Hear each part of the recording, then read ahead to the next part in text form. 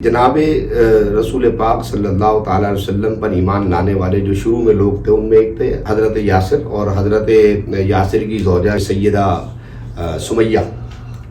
تو یاسر اور سمیہ اسلام کے وہ پہلے شہید ہیں جنہیں ابو جہل نے شہید کیا، اور سمیہ رضی اللہ تعالیٰ عنہ کے متعلق کتب احادیث میں آتا ہے کہ ابو جہل نے ہاتھ اور پاؤں ایسے باندھ دیا یہاں پہ، اور ایک ہاتھ پاؤں ایک پاؤں یہاں باندھ دیا، اور ایک اونٹ کے ساتھ باندھ دیا اور اس والے کو اس اونٹ سے باندھ دیا، دونوں اونٹوں کو مخالف سے دوڑا دیا کہ سیدہ سمیہ بیچ میں سے دو ٹکڑے ہوں۔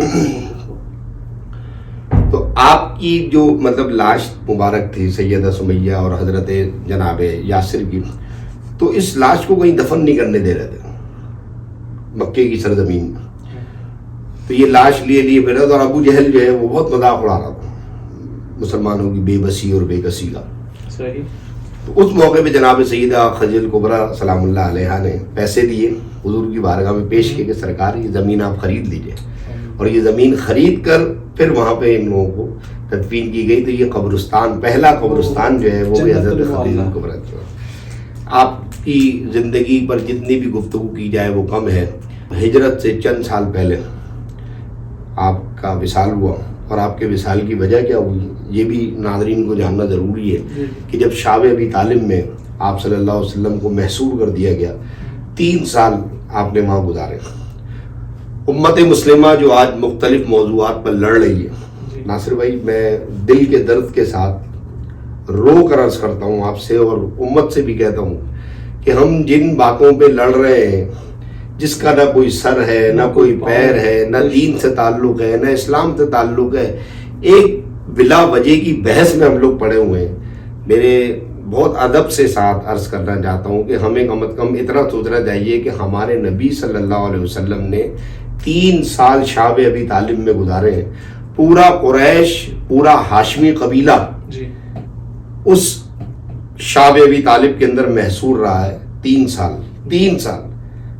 ہمارے یہاں تو ابھی فیس بک بند ہو گیا تھا، یہ کل پرسوں میں کہتا ہوں کہ ایسے ہو گیا تھا، پتہ نہیں قیامت آ گئی۔ ہاں مطلب 8 گھنٹے بھی مشکل سے بند نہیں ہوا تھا، یا شاید نہیں 8 گھنٹے تو بہت دور کی، 2-3 گھنٹے کی بات، 2-3 گھنٹے۔ ناصر بھائی آپ نے دیکھا نا قوم کی کیا حالت تھی، ہر بندہ پریشان ہو گیا۔ میں اتنا حیران، یعنی مجھ سے لوگ رابطہ کر رہے ہیں کہ حضرت، میں نے کہا بھائی پریشانی کی وجہ کیا ہوئی کہ جہنم کا ٹکٹ مل گیا ہے، یا تمہیں خدا نہ خواستہ ایمان پہ موت نصیب نہیں ہونے والی ہے، کیا ہونے والا ہے؟ فیس بک بند ہو گئی، فیس بک بند ہو گیا بھائی۔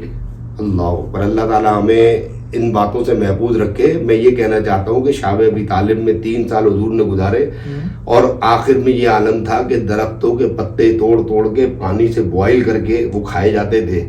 ان درختوں کے پتوں کو ابال کر جو کھایا جاتا تھا، ان پتوں سے سیدہ خدیجہ کبریٰ سلام اللہ علیہا کی آنکھوں میں سوزش پیدا ہو گئی۔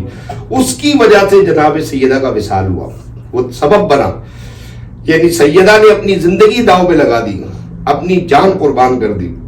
نبی علیہ الصلوۃ والسلام کے پورے قبیلے، ہاشمی قبیلے نے قربانی دی ہے۔ وہ دین اتنی قربانیوں سے یہاں پہنچا ہے جس دین کو آج مسلمان سوشل میڈیا پر ایک مذاق بنا کے رکھا ہوا ہے۔ اللہ تبارک و تعالیٰ سیدہ کی عظمت کے صدقے امت مسلمہ کو عقل سلیم عطا فرمائے، اور ہمیں سیدہ کی خصوصی روحانی فیضان سے دین اسلام کی صحیح خدمت کرنے کی توفیق عطا فرمائے۔